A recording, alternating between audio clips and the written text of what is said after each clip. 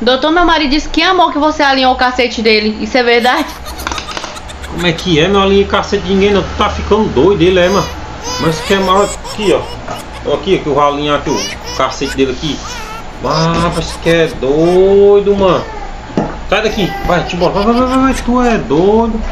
Cacete do diabo, tu é doido.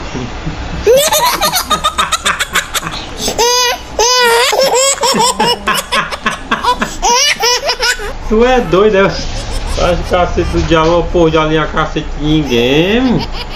Tu é doido. Eu faço o exame da próstata, menino. Não é alinhamento de cacete, não.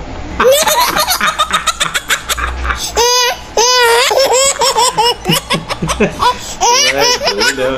Ó, diga ele que não pismar aqui não, viu? Que eu não trabalho nessa área aí não, viu?